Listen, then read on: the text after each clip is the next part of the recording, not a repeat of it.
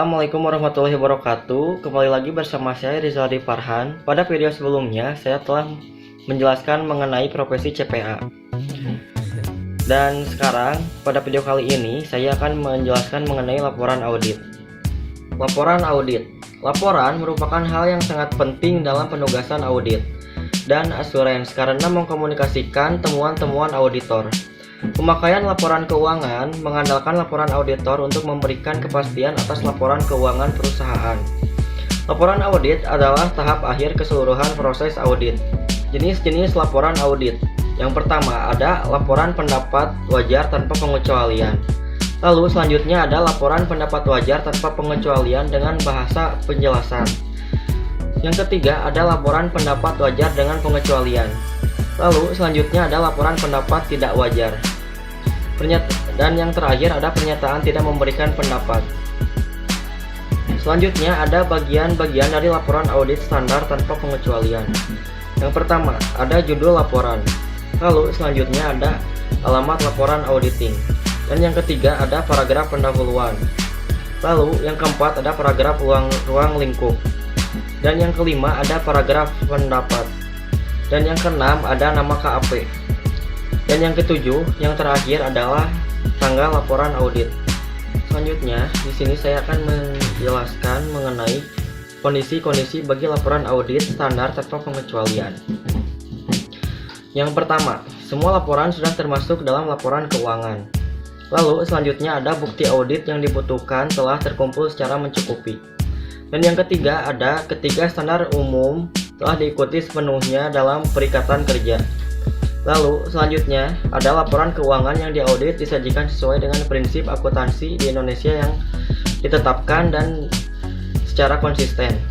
Dan yang terakhir, yang kelima, tidak terdapat ketidakpastian yang cukup berarti. Lalu selanjutnya ada laporan gabungan tentang laporan keuangan dan pengendalian internal atas pelaporan keuangan menurut Section 404 dari Sarbanes-Oxley. Yang pertama ada paragraf pendahuluan atau ruang lingkup dan pendapat dirubah untuk menyertakan referensi pada laporan manajemen tentang pengendalian internal atas pelaporan keuangan dan ruang lingkup pekerjaan auditor serta pendapat tentang pengendalian internal atas pelaporan keuangan. Lalu ada paragraf pendahuluan dan pendapat juga mengacu pada kerangka kerja yang digunakan untuk mengevaluasi pengendalian internal. Dan laporan itu menyertakan paragraf sesudah paragraf ruang lingkup yang menetapkan pengendalian internal atas pelaporan keuangan.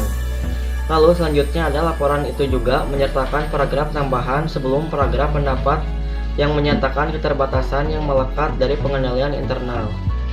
Dan yang terakhir, meskipun pendapat audit atas laporan keuangan meliputi banyak periode pelaporan, ACRC manajemen tentang efektivitas pengendalian internal adalah untuk akhir tahun fiskal yang paling baru. Selanjutnya, saya akan menjelaskan mengenai laporan audit wajar tanpa pengecualian dengan paragraf penjelasan atau modifikasi kata-kata. Laporan audit ini sesuai dengan kriteria audit yang lengkap dengan hasil yang memuaskan dan laporan keuangan disajikan secara wajar. Tetapi auditor merasa penting atau wajib untuk memberikan informasi tambahan. Penyebab paling penting dari penambahan paragraf penjelasan atau modifikasi kata-kata pada laporan wajar tanpa pengecualian standar, yaitu karena tidak adanya aplikasi yang konsisten dan prinsip-prinsip akuntansi yang berlaku umum. Lalu selanjutnya ada keraguan yang substansial mengenai going concern. Lalu selanjutnya ada auditor setuju dengan penyimpangan dari prinsip akuntansi yang dirumuskan. Dan ada penekanan pada suatu hal atau masalah. Lalu yang terakhir ada laporan yang melibatkan auditor lain.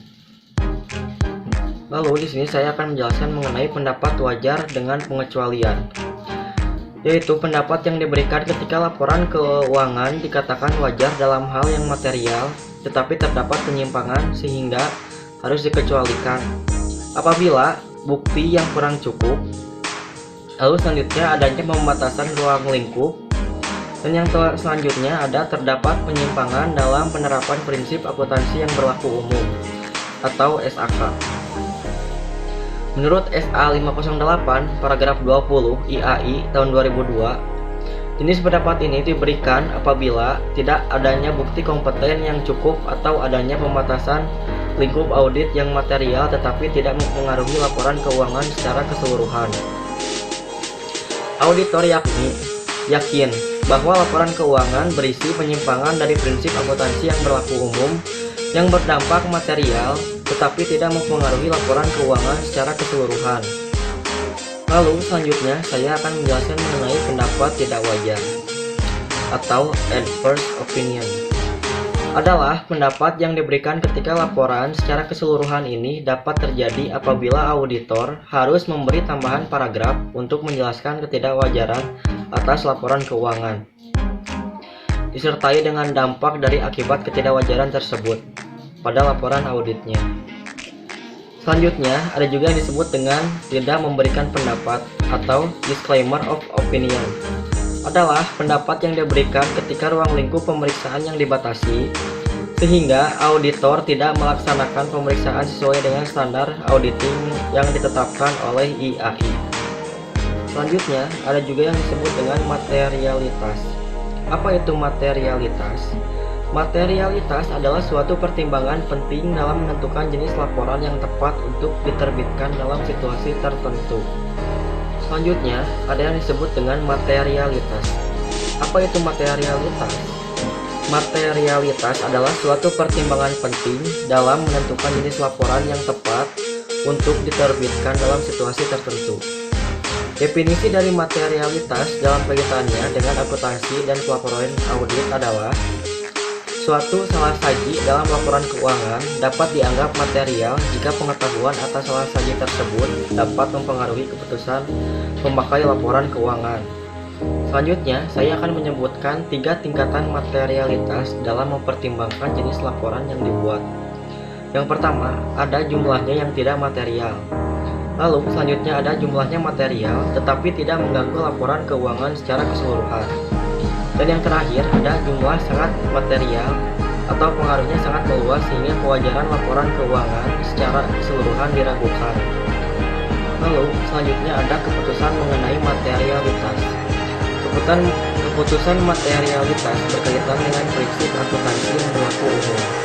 Beberapa aspek dari materialitas yang harus dipertimbangkan yaitu adanya jumlah rupiah dibandingkan terhadap tolak ukur tertentu. Lalu selanjutnya ada daya ukur, dan ada sifat salah saji. Sifat salah saji berikut dapat mempengaruhi keputusan pemakai laporan keuangan. Dengan demikian juga akan mempengaruhi pendapat auditor dengan cara yang berbeda dari salah saji yang lazim terjadi. Yang pertama ada transaksi adalah melanggar hukum. Selanjutnya yang kedua ada suatu pos dapat mempengaruhi periode mendatang, meskipun jumlahnya tidak berarti jika hanya periode sekarang yang diperhitungkan.